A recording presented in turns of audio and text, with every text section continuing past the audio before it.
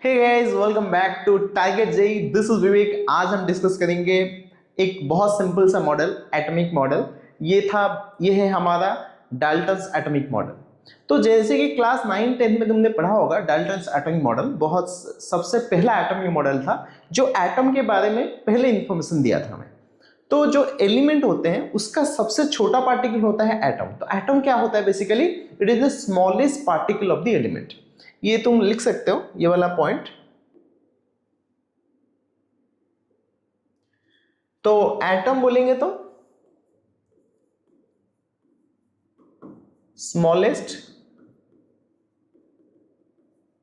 Particle of element. तो ऐसे हम बोल सकते हैं जो एटॉमिक मॉडल, जो एटम है उसका उसका इंडिपेंडेंट एग्जिस्टेंस हो भी सकता है, उसका इंडिपेंडेंट एग्जिस्टेंस नहीं भी हो सकता। जैसे में हम एग्जांपल देंगे, हाइड्रोजन। ये जो ना हाइड्रोजन मॉलिक्यूलर फॉर्म में एग्जिस्ट करता है। कभी भी हाइड्रोजन एटम के फॉर्म में नेचर में एग्जिस्ट नहीं करता, क्योंकि हाइड्रोजन एटम जो होता है वो अनस्टेबल होता है। तो स्टेबल बनाने के लिए वो H2 बनता है। और हीलियम जो है, हीलियम ना वो नेचुरल फॉर्म में एग्जिस्ट करता है। हीलियम का कोई मॉलिक्यूलर फॉर्म नहीं होता, वो एटॉमिक फॉर्म में ही एग्जिस्ट करता है। तो डाल्टन ने क्या क्या बताया था ये थ्योरी में हम देखेंगे, ठीक है। तो पहले उन्होंने बताया element consist of indivisible particle called atom. तो एलिमेंट के अंदर बहुत सारे इनडिविजिबल पार्टिकल हैं जिनको हम एटम बोले थे। Identical atom have same mass and size. तो सारे एटम, जैसे कि मैं कार्बन एटम ले लूं, तो सारे कार्बन का एटम एक ही टाइप का एटम, साइज का एटम होगा, उनका सारे मास सेम होगा। लेकिन atom of different element differ in properties and have different masses and size। अगर हम एक एग्जांपल लेना, तो मैं कभी भी हाइड्रोजन एटम को कार्बन एटम के साथ कंपेयर नहीं कर सकता, क्योंकि हाइड्रोजन एटम जो होता है उसका मास अलग होता है, उसका साइज अलग होता है, उसका प्रॉपर्टीज भी अलग होता है। तो इसी तरह कार्बन का भी एक स्पेसिफिक प्रॉपर्टी होता है। कार्बन का मास सेम नहीं होता हाइड्रोजन के साथ। कार्बन का मास अलग होता है, साइज अलग होता है। हाँ, कार्बन का जितना भी कार्बन एटम होंगे उनका साइज, मास, शेप सारे सेम होगा। लेकिन जब तक कार्बन कोई अदर एटम के साथ कंपेयर किया जाएगा तब तक उसका मास अलग होगा, साइज अलग होगा, केमिकल प्रॉपर्टीज भी अलग होगा। ये डाल्टन एटॉमिक मॉडल बताया। सेकंड, थर्ड, फोर्थ जो पॉइंट है, compound are form when atom of different element combined with each other in a simple numerical ratio. तो कभी भी जब भी कंपाउंड बनता है ना, क्या बनता है? कंपाउंड। तो वो एक एटम का कॉम्बिनेशन होता है। बहुत सारे एटम मिलकर कंपाउंड बनाते हैं। कैसे बनाते हैं? सिंपल रेशियो में। जैसे कि हमने लॉ ऑफ डेफिनेट प्रोपोर्शन पढ़ा था। तो कभी भी वाटर बनेगा, कैसे बनेगा? 2 हाइड्रोजन एटम, 1 ऑक्सीजन एटम मिलके हमें H2 देंगे। तो यहां पर जो रेशियो बनता है वो 2:1 है। किस हिसाब से? एटम के हिसाब से। मैं अगर बोलूं 2 हाइड्रोजन एटम 1 ऑक्सीजन एटम को मिला के हम बनाएंगे वाटर, तो उसका मास के हिसाब से अगर देखें ना, वो 2:16 होता है। ठीक है, 2:16 मतलब 1:8। ये जो रेशियो है ये फिक्स है। कोई भी कंपाउंड बनेगा ना तो उसका रेशियो क्या होता है? फिक्स होता है। समझ में आ रहा है सबको? Yes. Atom can not be created, atom can not be created और डिस्ट्रॉयड और transfer in A atom of another element. तो एटम ना कभी क्रिएट नहीं हो सकता, कभी डिस्ट्रॉय नहीं हो सकता। कोई भी एटम को हम क्रिएट या डिस्ट्रॉय नहीं कर सकते। हम यहां पे बोल सकते हैं in a chemical reaction, in a chemical reaction. अगर कोई केमिकल रिएक्शन हो रहा है, अगर कोई केमिकल रिएक्शन हो रहा है तो वहां पर एटम सिर्फ रीअरेंज होते हैं, एक एटम दूसरे एटम में कन्वर्ट होता है। उसके लिए मैं तुम्हें ना एक एग्जांपल देता हूं।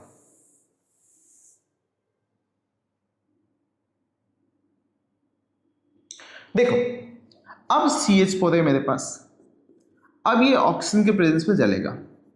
अब CH4 ऑक्सीजन के प्रेजेंस में कंबशन होगा तो क्या देगा हमें? कार्बन डाइऑक्साइड देगा प्लस वाटर देगा। अब देखो, जो मीथेन था उसके पास कौन सा एटम था? कार्बन और हाइड्रोजन। तो जो कार्बन एटम था वो हाइड्रोजन के साथ एक कंबाइन होकर एक पर्टिकुलर कंपाउंड बनाया था। अब जब ये मीथेन ऑक्सीजन के साथ कंबाइन रिएक्शन करेगा तो वहां पर कार्बन डाइऑक्साइड बनेगा। अब कार्बन तो है, हाइड्रोजन भी है, लेकिन अभी कार्बन ने क्या किया? ऑक्सीजन के साथ बॉन्ड बनाया। तो यहां पर कार्बन डाइऑक्साइड बना, तो ये जो एटम यहां पर था हाइड्रोजन, ये भी निकल गया कार्बन से। तो मतलब एटम रीअरेंज होते हैं, कोई नया एटम यहां पर नहीं बना है, कोई नया एटम या नया एटम यहां पर डिस्ट्रॉय भी नहीं हुआ है। तो कभी भी कोई केमिकल रिएक्शन में एटम का रीअरेंजमेंट होता है, एटम कभी डिस्ट्रॉय या कभी नया एटम फॉर्म नहीं होता। तो ये पॉइंट तुम्हें ध्यान देना पड़ेगा। और एक पॉइंट हम ऐड कर सकते हैं यहां पर, Dalton's atomic model follow law of conservation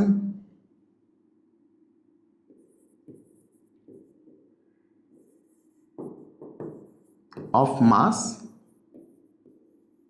and law of definite proportion।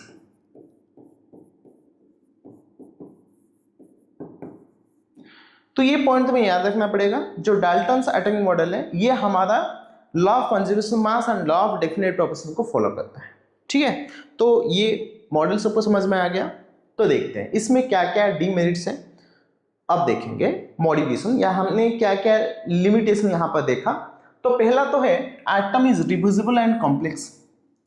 जो डाल्टन से बताया था कि आप एटम तो बहुत सिंपल है, सिंपल मतलब सारे एलिमेंट के अंदर एक ही, मतलब सारे एलिमेंट के अंदर एटम प्रेजेंट है, तो एटम को हम डिस्ट्रॉय नहीं कर सकते। लेकिन ये सच नहीं है, हमने एटम को डिस्ट्रॉय भी किया, इलेक्ट्रॉन निकाला, प्रोटॉन निकाला, न्यूट्रॉन निकाला, और सारे बहुत सारे स्मॉल सब एटॉमिक पार्टिकल वहां से निकले। तो ये जो मॉडल उन्होंने बताया, तो ये पहली तो उनका लिमिटेशन था, ये इंडिविजुअल था, लेकिन उसमें बाद में डिविजल किया गया। फिर atom of element are not same mass but same atomic number. अब मैं बोलूं कार्बन का 3 आइसोटोप होता है, 612, 613, 614, 614, ठीक है। तो ये जो कार्बन है, क्या उन तीनों का मास सेम है? नो। जब आइसोटोप बोलते हैं ना, ये जो कार्बन का 3 हम बोले 612, 613, 614, क्या है ये है आइसोटोप। तो आइसोटोप का मास तो सेम नहीं होता है, एलिमेंट तो सेम है, मतलब वही कार्बन है, लेकिन मास अलग है। तो क्या उनका जो मॉडल था एटम का मास सेम है, क्या ये सही है? No, it is not true always. तो कार्बन का 3 आइसोटोप है, तो आइसोटोप जब होगा एलिमेंट तो सेम होंगे, लेकिन मास अलग हो सकता है, ठीक है। तो थर्ड जो पॉइंट था, एटम ऑफ डिफरेंट एलिमेंट में possesses same mass but they always have different atomic number. तो आइसोबार बोलते हैं इसको। तो कुछ ऐसा बोल सकते हैं, पोटेशियम 1940, कैल्शियम 2040। ये दो डिफरेंट एलिमेंट है, पोटेशियम में एक डिफरेंट एलिमेंट है, कार्बन में एक डिफरेंट एलिमेंट है, लेकिन दोनों का मास क्या है? सेम है। तो डिफरेंट एलिमेंट का मास भी सेम हो सकता है। जो उन्होंने बताया था कि अलग एटम होगा तो उनका मास भी अलग होगा, उनका प्रॉपर्टीज भी अलग होगा। तो ये थोड़ा पॉइंट गलत हो गया उनका, ठीक है। तो ये जो है एक टाइप का limitation of Dalton's atomic model. Atom of one element can be transmuted into atom of other, discovery of artificial transmission. तो ये बाद में पता चला कि हम एक एटम को दूसरे एटम में कन्वर्ट कर सकते हैं बाय न्यूक्लियर रिएक्शन, ठीक है। ये भी एक पॉइंट था। There are number of compound which do not follow the law of constant proportion और लॉ ऑफ डेफिनेट प्रोपोर्शन। कुछ ऐसे कंपाउंड थे जो लॉ ऑफ डेफिनेट प्रोपोर्शन को नहीं मानते थे, ठीक है। तो such compound are called non stoichiometric compound, जैसे कि Fe0.95O ये होता है, ठीक है। मतलब ये कंपाउंड तो एग्जिस्ट करता है, लेकिन ये डेफिनेट प्रोपोर्शन का रूल नहीं मानता, क्योंकि ये नॉन स्टोइकियोमेट्रिक कंपाउंड है। क्योंकि हमारा जो रेशियो होना चाहिए वो 1:1 होना चाहिए, लेकिन यहां पर 1:1 नहीं है। तो ये क्या हो गया? एक गलत, एक limitation of both atom, limitation of Dalton's atomic model हो गया, ठीक है। तो क्या इतना समझ में आ गया? डाल्टन्स एटॉमिक मॉडल क्या limitation and Dalton's atomic model क्या है? अब देखेंगे ये वाला question, among the following statement that which was not proposed by Dalton. ये हमारा जेईई मेन 2020 में आया था, ये वाला क्वेश्चन देखो, डाल्टन्स एटॉमिक मॉडल जेईई के लिए भी इंपॉर्टेंट है। तो पहले देखो, chemical reaction involve reorganization of atom. जैसे कि मैंने तुम्हें बताया था, कभी भी केमिकल रिएक्शन होगा एटम रीऑर्गेनाइज होंगे, तो ये वाला स्टेटमेंट तो सही है। These are neither be created not be destroyed in a chemical reaction, तो ये वाला स्टेटमेंट तो सही है। All atom of a given element have identical properties including identical mass. Atom of a different element differ in mass, ये भी सही है। अगर एटम सेम एलिमेंट का होगा तो उसका मास भी सेम होगा। When gases combine or produced in a chemical reaction, they do in a simple ratio by volume, provided all gases at same temperature and pressure। ये वाला स्टेटमेंट गलत है, क्योंकि ये हमारा के-लुईजैक लॉ ऑफ गैसेस वॉल्यूम है। ठीक है, लास्ट क्लास में मैंने पढ़ाया था के-लुईजैक लॉ ऑफ गैसेस वॉल्यूम। तो जब भी कोई गैसेस रिएक्शन होगा तो उसमें एटम कंबाइन होंगे in ratio of their volume. तो जैसे एटम मास के रेशियो के हिसाब से कंबाइन होते थे, वैसे ही एटम वॉल्यूम के रेशियो भी कंबाइन हो सकते हैं। समझ में आ रहा है?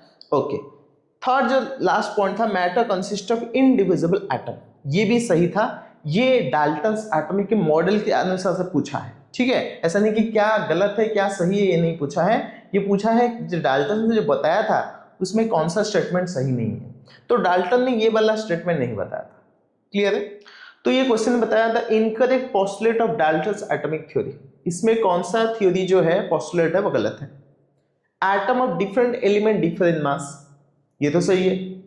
Matter consist of divisible atom, no, ये गलत है। डिविजिबल नहीं होता, इनडिविजिबल होता है। मतलब हम डिवाइड ही नहीं कर सकते, ये डिविजिबल लिख दिया, ये तो गलत बोल दिया। Compound are formed when atom of different element combine in a fixed ratio, ये तो सही है। डिफरेंट एलिमेंट फिक्स्ड रेशियो में कंबाइन होगा तो कंपाउंड बनेगा। All atom of given element have different properties including mass. Given element मतलब एक ही एलिमेंट का डिफरेंट प्रॉपर्टीज हो सकता है क्या? नहीं हो सकता। एक ही एलिमेंट है तो प्रॉपर्टीज भी सेम होना चाहिए। ये वाला स्टेटमेंट गलत बोल दिया उसने। Chemical reaction involve reorganization of atom, ये तो सही है। रीऑर्गेनाइज होता है, एटम एक के साथ बॉन्ड तोड़ के दूसरे के साथ बॉन्ड बनाता है। तो हमारा जो आंसर हो गया वो बी एंड डी हो गया। ठीक है, तो आंसर 4 होगा। क्लियर है? ओके, नेक्स्ट देखते हैं।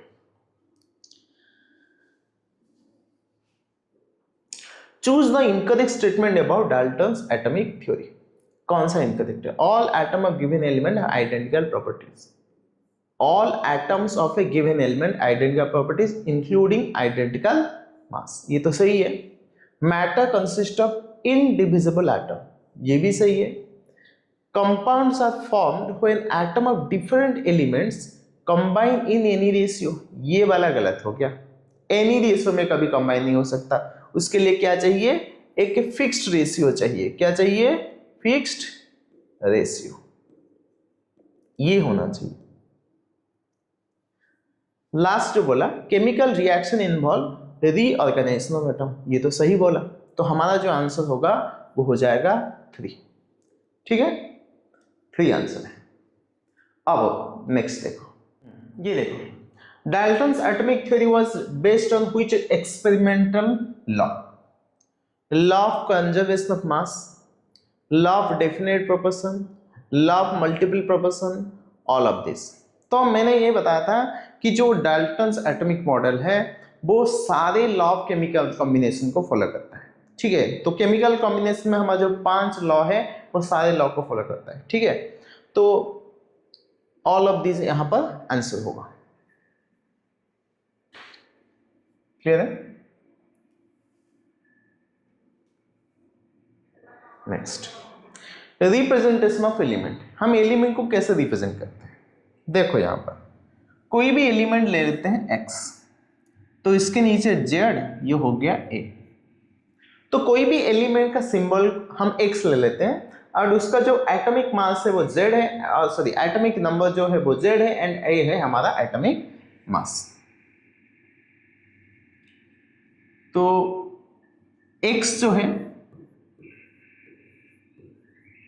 वो है सिंबल, Z जो है हमारा एटॉमिक नंबर, और A है हमारा एटॉमिक मास, या ऐसे बोल सकते हैं मास नंबर। ठीक है, तो ये तो तुम्हें क्लास 9-10 से पता है एटॉमिक नंबर क्या होता है। एटॉमिक नंबर का मतलब नंबर ऑफ प्रोटॉन, तो Z मतलब एटॉमिक नंबर, उसको क्या बोलेंगे,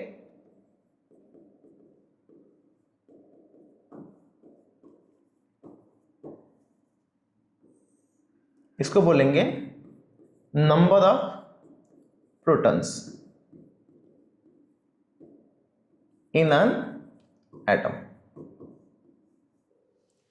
जितने प्रोटॉन हैं एक एलिमेंट के अंदर उसको उसका एटॉमिक नंबर Z बोलेंगे। तो A क्या हो गया,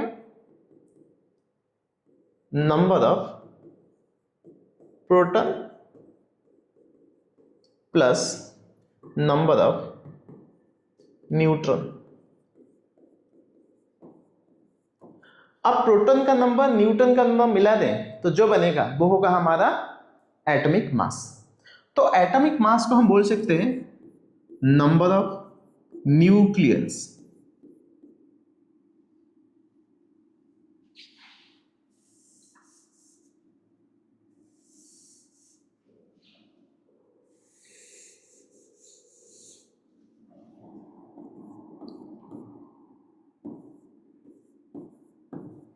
नंबर ऑफ न्यूक्लियस, न्यूक्लियन किसको बोलते हैं, प्रोटॉन एंड न्यूट्रॉन को मिला देना तो बन जाता है न्यूक्लियन। तो नंबर ऑफ न्यूक्लियन का मतलब प्रोटॉन प्लस न्यूट्रॉन। तो हम ऐसे बोल सकते हैं A is equal to P plus N। P मतलब proton number plus neutron number, और P क्या होता है atomic mass, sorry atomic number, तो ये हो जाता है Z plus N is equal to A। तो यहां से हम ना n निकाल सकते हैं, तो n क्या बनेगा, a माइनस जेड। ठीक है, तो ये हो गया हमारा एक फॉर्मूला। तो यहां से हम निकाल सकते हैं न्यूटन नंबर। ठीक है, n हो गया हमारा नंबर ऑफ न्यूट्रॉन्स, a हो गया हमारा एटॉमिक मास, Z हो गया हमारा एटॉमिक नंबर।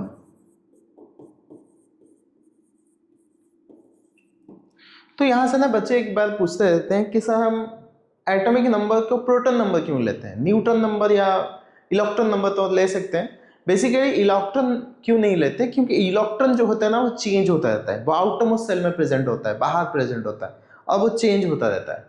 तो कभी भी हम इलेक्ट्रॉन नंबर को नहीं लेते। तो इलेक्ट्रॉन का अगर लेंगे तो यहाँ पर एक वर्ड मेंशन करना पड़ेगा, न्यूट्रल एटम। ठीक है, तो इलेक्ट्रॉन को भी हम ले सकते हैं, लेकिन इलेक्ट्रॉन को जब भी लेंगे तो वहां पर मेंशन करना पड़ेगा फॉर न्यूट्रल एटम, तब हम इलेक्ट्रॉन को ले सकते हैं।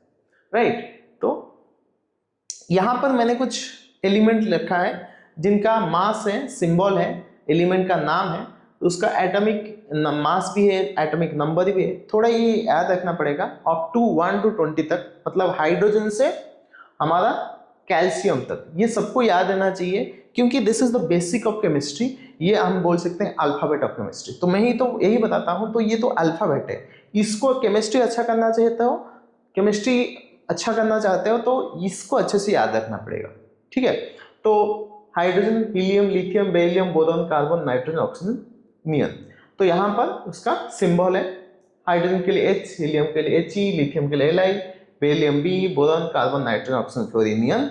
और ये है उसका एटॉमिक नंबर 1 2 3 4 सीक्वेंस में 10 तक, लेकिन मास अलग होता है, जैसे कि हाइड्रोजन का 1 होता है, हीलियम का 4, लिथियम का 7 एंड बेरिलियम का 9, तो बोरॉन का 11, कार्बन का 12। ये तो तुम बहुत इंपॉर्टेंट कंपाउंड है जिसको तुम हर वक्त यूज करोगे। कार्बन हो गया, नाइट्रोजन हो गया, ऑक्सीजन हो गया, ये सारे बहुत बार बार यूज होगा तो ऑटोमेटिक याद रह जाएगा, लेकिन कुछ एलिमेंट ऐसे भी हैं जैसे कि फ्लोरीन हो गया 9 10, ठीक है, तो इसको याद रखना पड़ेगा। उसके नोटेशन तो ऐसे लिखा जाता है फ्लोरीन 9 9 10। तो sodium, magnesium, aluminium, silicon, phosphorus, sulphur, chlorine, argon, potassium, calcium, तो उसका भी सिंबल है, ये है एटॉमिक नंबर, ये है उसका एटॉमिक मास एंड ये है उसका रिप्रेजेंटेशन। अगर तुम देखोगे ना मास यहाँ पर आर्गन का भी 40 है, कैल्शियम का भी 40 है, लेकिन पोटेशियम का मास है ना 39 है, ठीक है। तो ये कुछ एलिमेंट है जिसका मास तुम्हें अच्छे से याद रखना पड़ेगा, जैसे कि एल्यूमिनियम का 27, मैग्नीशियम का 24, सोडियम का 23। तो ये एटॉमिक मास, एटॉमिक नंबर सारे अप टू 1 to 20 तक मैंने यहाँ पर लिख दिया है, सो यू कैन राइट।